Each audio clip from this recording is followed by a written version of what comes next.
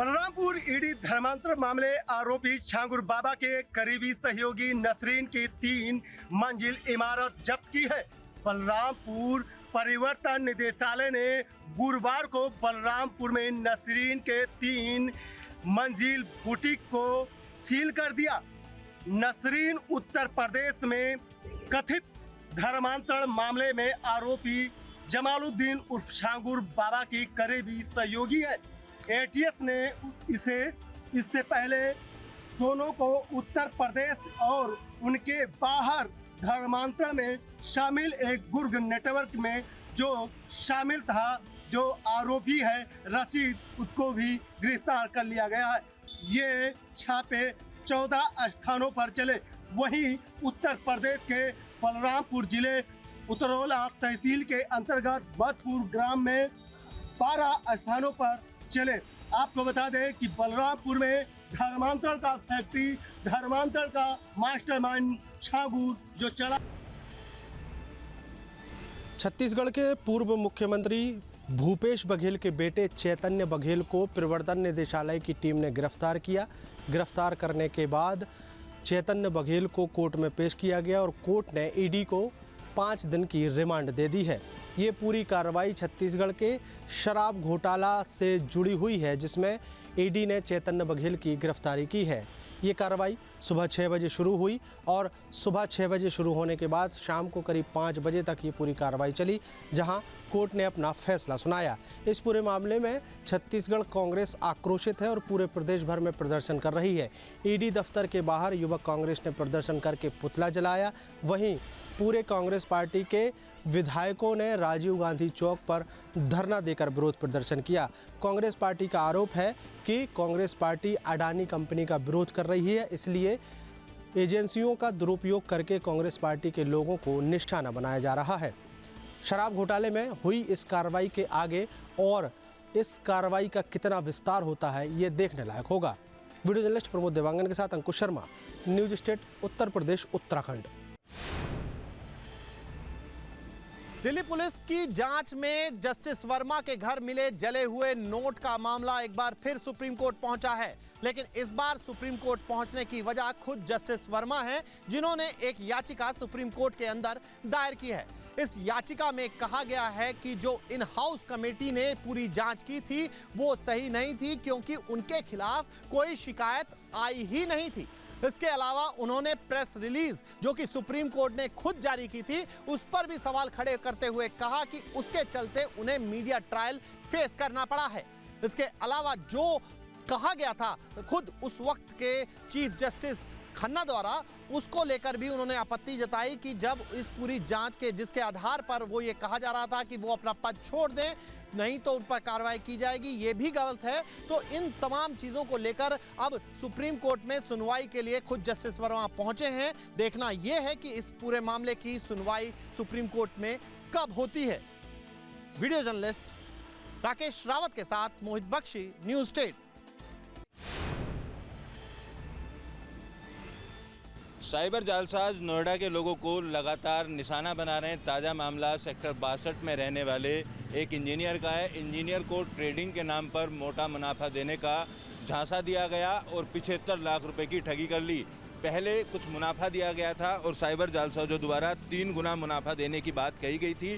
शुरुआत में लगाए गए जो कम पैसे थे, उसके बाद वो पैसा वापस मिला और पैसा वापस मिलने के बाद जो इंजीनियर है उसने तकरीबन 40 लाख रुपए साइबर जालसाजों के अलग अलग बैंक खातों में डाल दिए। 40 लाख रुपए डालने के बाद जब पैसा निकालने की बारी आई तो साइबर जालसाजों ने कहा कि 35 लाख रुपया टैक्स के तौर पर और अन्य खर्चे दिखाकर 35 लाख रुपया और अलग अलग बैंक खातों में डलवाया।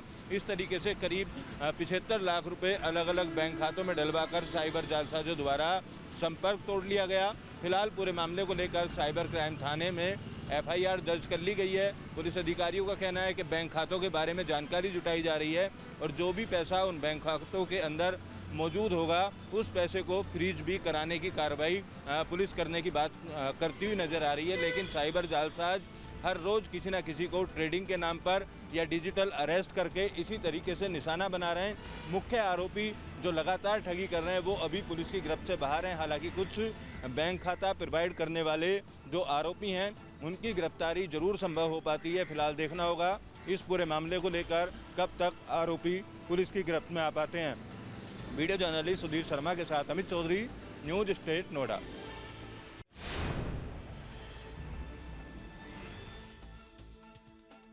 पटना के चौक चौराहे पर आज सत्ता पक्ष के खिलाफ कई पोस्टर्स लगाए गए। एक पोस्टर जो आरजेडी के प्रदेश कार्यालय के बाहर लगाया गया, उसमें साफ लिखा गया कि बिहार में काबा। एक तरफ बीते दिन चंदन मिश्रा की गोली मारकर हत्या की गई, उसकी तस्वीर लगाई गई, तो दूसरी तरफ जो सत्ता पक्ष के नेता हैं यानी कि जेडीयू के बड़े नेता केंद्रीय मंत्री ललन सिंह ने जो भोज दिया, खासतौर पर मटन भोज, उस पर सियासत हुई। इन दोनों की तस्वीर जो है वो आज पटना के चौक चौराहे पर लगाई गई और विपक्ष ने सत्ता पक्ष पर निशाना साधा। एक तरफ सावन का जिक्र करते हुए कहा कि सावन में मटन पार्टी केंद्रीय मंत्री देते हैं, तो दूसरी तरफ बिहार में अपराध बढ़ता है और अपराध इस कदर बढ़ता है कि अस्पताल के अंदर घुसकर गोली चलाई जाती है। तो एक तरफ जो सरकार की नीति पर सवाल खड़ा किया गया, तो दूसरी तरफ सरकार की राजनीति पर। ये पोस्टर्स जो हैं वो पटना के कई चौक चौराहे पर लगाए गए और बताया गया कि एनडीए सरकार की नीति क्या है। वीडियो जर्नलिस्ट सत्येंद्र कुमार के साथ उत्कर्ष, न्यूज स्टेट यूपी यूके। संभल में हिंसा मामले की अब सिटी मजिस्ट्रेट सुधीर कुमार को सौंपी गई है जांच। दरअसल आपको बता दें कि पूरा मामला जनपद संभल के शाही जामा मस्जिद एवं हरिहर मंदिर होने के दावे को लेकर के 24 नवंबर को हिंसा हुई थी और हिंसा को लेकर के जो संभल के एडीएम प्रदीप वर्मा हैं उन्होंने जिम्मेदारी ये सिटी मजिस्ट्रेट के लिए दी है। पहले ये जाँच डिप्टी कलेक्टर दीपक कुमार चौधरी कर रहे थे, वहीं जिनका आगरा ट्रांसफर हुआ है।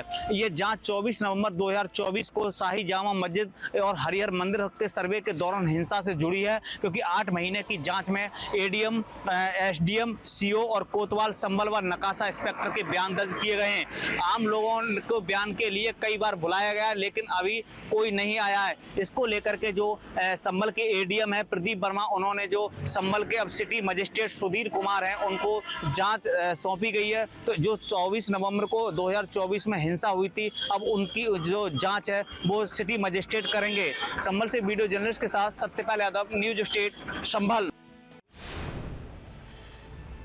वाराणसी में सीएम योगी का बड़ा बयान सामने आया है, जिसमें उन्होंने कहा है कि कांवड़ियों को बदनाम करने की साजिश हो रही है।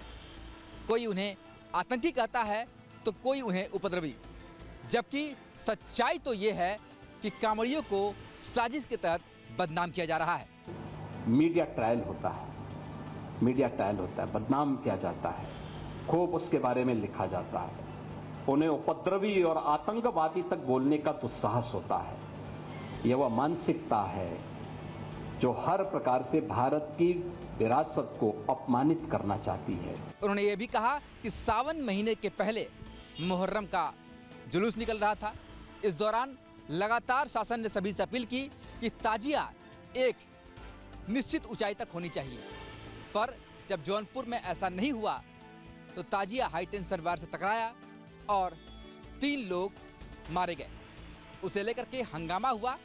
तब शासन ने कड़ाई से लॉ एंड ऑर्डर का पालन कराया और उपद्रवियों को वहां से हटाया। उन्होंने साफ तौर पर कहा कि कोई भी त्यौहार हो, नियम से पालन होना चाहिए।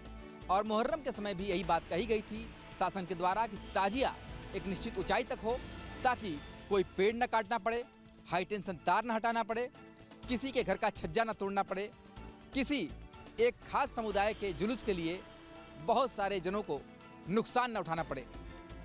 और इसीलिए ये नियम लागू कराया गया था, पर जौनपुर में लागू नहीं हुआ तो उसका खामियाजा लोगों को भुगतना पड़ा। उन्होंने साफ तौर पर कहा कि लॉ एंड ऑर्डर से समझौता किसी भी तरीके से बर्दाश्त नहीं किया जाएगा और लातों के भूत बातों से मानने वाला नहीं है, ये बात भी उन्होंने कही।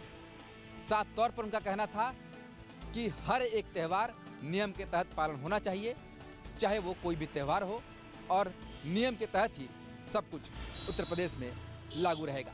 वीडियो जर्नलिस्ट शिवम मिश्रा के साथ सुशांत मुखर्जी, न्यूज स्टेट वाराणसी।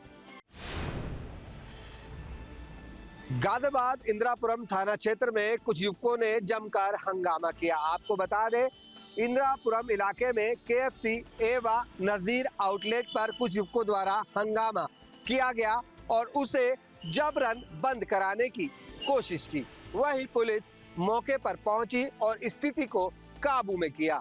स्थिति नियंत्रण आने के बाद आउटलेट को दोबारा सुचारू रूप से खुलवाया गया। पुलिस ने इस मामले का संज्ञान लेते हुए इस मामले में मुकदमा भी दर्ज किया है। कुछ लड़कों के द्वारा एक फूड आउटलेट पे हंगामा मचाकर उसको बंद कराए जाने का प्रकरण संज्ञान में आया था। इसमें तत्काल ही मौके पे पुलिस द्वारा पहुंच करके उन्हें वहां से हटाया गया था तथा फूड आउटलेट को सुचारू रूप से चलवाया गया था। उक्त प्रकरण का संज्ञान लेते हुए कल ही इंदिरापुरम थाना क्षेत्र में उक्त घटना के संबंध में एक अभियोग पंजीकृत कर लिया गया है। इन सभी लड़कों को चिन्हित किया जा रहा है। पूछताछ साक्ष्यों के आधार पर पूरे प्रकरण में अग्रिम वैधानिक कार्रवाई सुनिश्चित की जा रही है। वीडियो जर्नलिस्ट अमित के साथ सोनू अरोड़ा, न्यूज स्टेट उत्तर प्रदेश। झांसी में पिछले 20 दिनों से रुक के हो रही लगातार बारिश से जहां जनजीवन अस्त व्यस्त हो चुका है, वहीं नदी नाले उफान पर हैं। बांधों का जलस्तर बढ़ गया है। बांधों का जलस्तर बढ़ने से बांधों के फाटक खोले गए हैं, जिसके बाद नदियां अपना रौद्र रूप दिखा रही हैं। इस समय हम लोग झांसी के मऊरानीपुर के सुखनई नदी के किनारे खड़े हुए हैं, जो नगर के मध्य से बीचों बीच से ये सुखनई नदी निकली हुई है। आप इसका रौद्र रूप देख सकते हैं। ये जो रिप्टा दिखाई दे रहा है, इस रिप्टे से लबालब ऊपर पानी जाता हुआ दिखाई दे रहा है। वहीं जो दूसरा पुल आपको दिखाई दे रहा है, उस पुल से और उस पानी की दूरी मात्र कुछ ही 1 फीट बची हुई है और नदी का जिस तरीके से जल स्तर बढ़ रहा है, उस तरीके से यह अंदेशा लगाया जा सकता है कि कुछ ही समय बाद पानी ऊपर वाले पुल पर भी आ सकता है। इसके साथ ही इस पुल को देखने के लिए, पानी को देखने के लिए लोगों की यहाँ पर काफी भीड़ जमा हुई है। लोग इस पानी का रौद्र रूप देखने के लिए एकत्र हुए हैं। इसके साथ ही आपको बता दें कि लगातार झांसी के मऊरानीपुर में जिस तरीके से बारिश ने कहर बरपाया है, उस बारिश से कई लोग जिंदगी और मौत से जूझते हुए नजर आए हैं। जो मामला है मऊरानीपुर तहसील के धायपुरा से भी सामने आया है, जहां पर सिजार बांध का पानी खोला गया तो कुड़ान नदी अपने रौद्र रूप में आई और कुड़ान नदी का पानी गांव धायपुरा में जा पहुंचा, जिसमें एक परिवार के 5 लोग पानी में फंस गए, जिसकी सूचना एसडीएम को दी गई। मौके पर पहुंचे एसडीएम द्वारा तत्काल एनडीआरएफ की टीम की मदद से रेस्क्यू कर सभी परिवार के लोगों को सकुशल बाहर निकाल लिया गया है। इसके अलावा पचवई गांव है, जहां पर गांव के लोग गांव में ही कैद होकर रह गए हैं, क्योंकि वहां पर जो रिप्टा है, उस रिप्टे पर पानी इतना भरा हुआ है कि गांव के लोग ना ही मऊरानीपुर आ पा रहे हैं, ना ही वो अपने गांव जा पा रहे हैं। जो जहां है वहीं कैद होकर रह गया है और इस तरीके से जो बारिश ने जो कहर बरपाया है, इस कहर के चलते हर जगह पर जनजीवन अस्त व्यस्त हो चुका है। और इसके साथ ही मैं आपको बताना चाहता हूं कि चिरगांव में जो बिजली पावर हाउस है, उस पानी पावर हाउस में पानी लबालब भरा हुआ है, जिसकी वजह से वहां की विद्युत आपूर्ति पूरी तरीके से ठप हो गई है और कर्मचारी विद्युत पावर हाउस में भरे पानी को लगातार निकालने का प्रयास कर रहे हैं। कई ऐसे मंजर देखने को मिल रहे हैं जो वाकई में भयावह है। वहीं लगातार हो रही बारिश और बाढ़ जैसे हालातों से निपटने के लिए जिला प्रशासन भी पूरी मुस्तैदी से काम करता हुआ नजर आ रहा है। जहां जहां जल भराव हो रहा है, वहीं प्रशासन द्वारा लोगों से अपील की जा रही है कि नदियों के किनारे ना जाए, ताकि किसी भी प्रकार की कोई अप्रिय घटना घटित ना हो सके। सहयोगी कैमरामैन के साथ रवि परिहार, न्यूज स्टेट झांसी।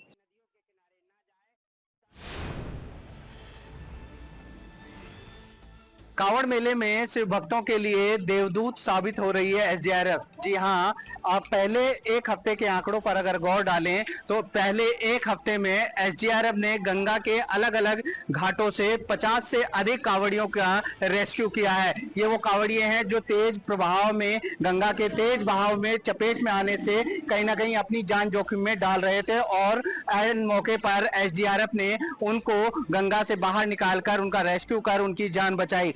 आपको बता दें कि एसडीआरएफ ने इस कावड़ मेले के लिए पहले से ही तैयारी की हुई थी और गंगा के 5 अलग अलग घाटों को चिन्हित किया हुआ था जहां पर तेज प्रवाह गंगा का रहता है और अमूमन इस तरह की घटनाएं होती हैं। हालांकि अभी कावड़ मेले का वो चैलेंजिंग फेज आना बाकी है जिसमें कि गंगा के तेज प्रवाह में बहुत से कावड़िए चपेट में आते हैं और कई कावड़ियों की जान भी चली जाती है। लेकिन सबसे बड़ी बात यह है कि अभी तक इस कावड़ मेले में एसडीआरएफ की इतनी अच्छी सफलता रही कि कोई भी कावड़िया अभी तक गंगा में डूबने से कैजुअल नहीं हुआ है, उसकी मौत नहीं हुई है। तो अपने आप में पहली बार ऐसा कह सकते हैं कि पहली बार ऐसे आंकड़े आए हैं जिसमें कि पहले हफ्ते में इस तरह की कोई भी कैजुअलिटी नहीं हुई है।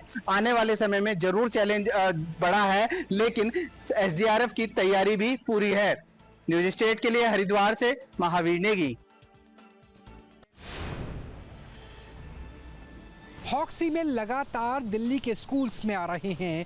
लगभग 3 से 4 दिन के अंदर बहुत से स्कूलों पे ऐसे मेल आए हैं और अगर शुक्रवार की बात करें तो शुक्रवार में 55 राजधानी दिल्ली के 55 स्कूल्स के पास इसी तरह का मेल आया है कि स्कूल के अंदर बम हो सकता है। हालांकि अधिकांश स्कूल में बॉम्ब स्क्वाड पहुंच गई थी, उसके साथ फायर ब्रिगेड की टीम भी थी और उन स्कूलों में पूरी तरीके से चेकिंग के बाद अब स्कूल की पढ़ाई भी शुरू हो गई है। ऐसे ही एक स्कूल में पश्चिम विहार में रिचमंड ग्लोबल पब्लिक स्कूल के अंदर जहां हमारी जब प्रिंसिपल डॉक्टर मित्रा से बात हुई तो उन्होंने कहा कि दिल्ली के 55 स्कूलों में इसी तरह का मेल आया है। हालांकि ये स्कूल इसलिए महत्वपूर्ण है क्योंकि इससे पहले 3 दिन पहले भी दिन के समय यानी सुबह के समय ऐसा ही मेल आया था और अब रात को लगभग 11:15 और 11 बजे के बीच में दिल्ली के बहुत से स्कूलों में ऐसा ही मेल आया। हालांकि पहले मेल और इस मेल के अंदर बहुत फ़र्क है। इस बार डराने के लिए ज़्यादा घातक शब्दों का इस्तेमाल किया गया था और ये भी कहा गया कि ऐसा लग रहा था कि जो भी व्यक्ति ने मेल किया वो साइको हो सकता है क्योंकि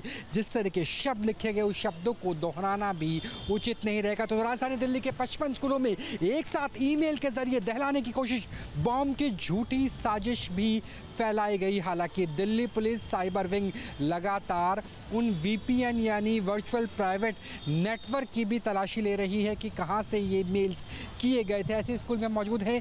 स्कूल की अगर बात करें तो फिलहाल जो पढ़ाई है वो शुरू हो गई है, क्लासेस नहीं रुकी है। लगभग 11 बजे के आसपास 10:58 टू बी प्रिसाइज ये मेल पहुंचता है। 3 दिन पहले भी इसी तरह का मेल आया था और उसके बाद सुबह 5 बजे के आसपास ही डॉग स्पॉट के साथ साथ बॉम्ब स्क्वाड की टीम यहां पर पहुंच जाती है और बम निरोधक दस्ता हर एक जगह की तलाशी ली जाती है, चाहे वो स्टाफ रूम हो या फिर क्लासरूम हो, बसेज हो या फिर कैफेटेरिया, और उसके बाद स्कूल को सुरक्षित घोषित कर दिया जाता है।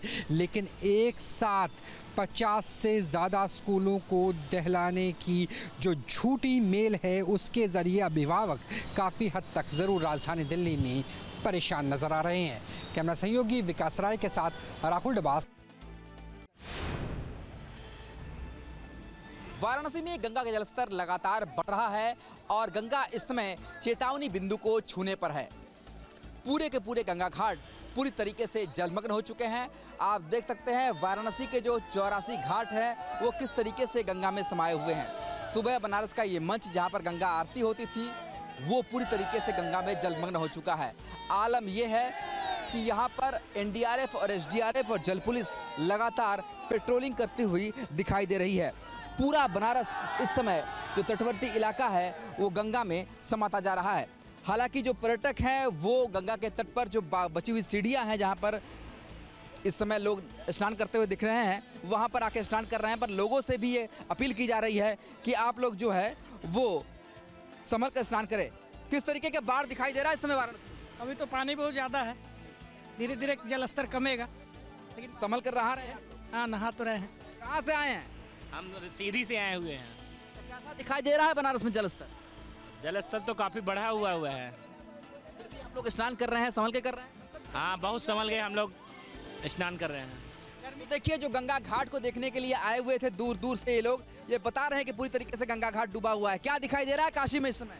हमें काशी में इस तरह परिवर्तन दिख रहा है कि माँ गंगा का साक्षात दर्शन हुआ है और काफ़ी जल स्तर बढ़ा हुआ है और भगवान भोलेनाथ की पावन धरती पर हम लोग आए हैं। बहुत अच्छा लग रहा है। बाबा को जल चढ़ाने हैं। बाबा को जल चढ़ाने हैं, स्नान करने हैं। हर हर महादेव। देखिए सावन के इस महीने में आस्था में, भक्ति में कोई कमी नहीं है। लोग स्नान भी कर रहे हैं मगर संभल कर रहे हैं, चूंकि तटवर्ती इलाके डूब चुके हैं। सारे नाव को, क्रूज को, यहाँ तक कि बजड़ों को भी यहाँ पर बंद करा दिया गया है अगले आदेश तक। तो बनारस में फिलहाल गंगा के जलस्तर में लगातार वृद्धि हो रही है। वरुणा नदी में भी इसका असर देखा जा रहा है और लगातार लोगों से अपील भी की जा रही है कि वो संभल कर रहे। स्नान भी करना है तो संभल कर स्नान करें, क्योंकि गंगा के जलस्तर में लगातार वृद्धि देखी जा रही है। वीडियो जर्नलिस्ट शिवम मिश्रा के साथ सुशांत मुखर्जी, न्यूज स्टेट, वाराणसी। राजस्थान के अजमेर जिले में आज सुबह से ही मूसलाधार बारिश का दौर जारी है। लगातार हो रही बारिश से अजमेर के अलग अलग क्षेत्रों में जल भराव की स्थिति देखने को मिली है। वैशाली नगर से लेके आना सागर सड़क से लेके अलग अलग ऐसी तस्वीरें सामने निकल के आई है जहां पे 2-2 फीट तक जो पानी है उसका जल भराव देखने को मिला है। कुछ ऐसी तस्वीरें भी आई हैं जहां जो निचले इलाके हैं वहाँ मकानों के अंदर तक पानी पहुंच चुका है। कुछ ऐसी तस्वीरें आई जहां पे कुछ लोगों ने अपने वाहनों की छत पर चढ़ के अपनी जान बचाई और सिविल डिफेंस की जो टीम है मौके पर पहुंचकर और एसडीआरएफ की जो टीम है उन्होंने सुरक्षित रेस्क्यू करके उनको बाहर निकाला। वहीं पुष्कर की बात करें तो पुष्कर में पिछले 50 साल की बारिश का रिकॉर्ड टूट चुका है, यानी कि आगामी कुछ घंटों तक अगर लगातार बारिश होती है तो अजमेर में कमोवेश बाढ़ जैसे हालात हैं वो बनते हुए नजर आएंगे। सहयोगी राजू चौधरी, आशुतोष शर्मा, अजमेर।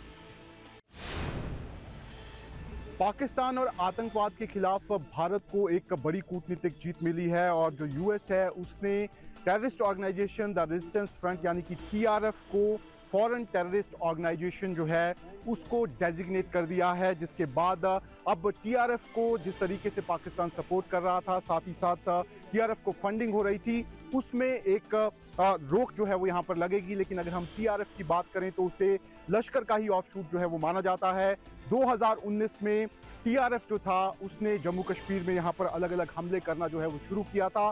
खास तौर पर जम्मू कश्मीर में जो हाइब्रिड टेररिज्म था उसे टीआरएफ ने ही शुरू किया था और उसने कई टारगेटेड किलिंग जो है वो कश्मीर में की थी। खास तौर पर उसने अपनी टारगेटेड किलिंग में जो कश्मीरी पंडित थे उनको निशाना बनाया था, साथ ही साथ जो दुकानदार थे और टीचर्स थे उनको भी निशाना बनाया था। इसके अलावा टीआरएफ जो है वो लगातार अलग अलग तरह के आतंकी हमले जो है वो सिक्योरिटी फोर्सेस पे यहाँ पर कर रहा था। लेकिन हाल ही में जिस तरीके से पहलगाम पर आतंकी हमला हुआ था, वहाँ पर जो टूरिस्ट थे उनको निशाना बनाया गया था, उसके बाद ये जानकारी जो है जो भारत को मिली थी, उसके बाद भारत ने इस जानकारी को पूरी दुनिया में यहाँ पर शेयर किया था, जिसके बाद भारत को एक बड़ी सफलता मिली है और यूएस ने अब ये जो टीआरएफ है उसे फॉरेन टेररिस्ट ऑर्गेनाइजेशन जो है उसे डेजिग्नेट कर दिया है। शाहनवाज खान, जम्मू।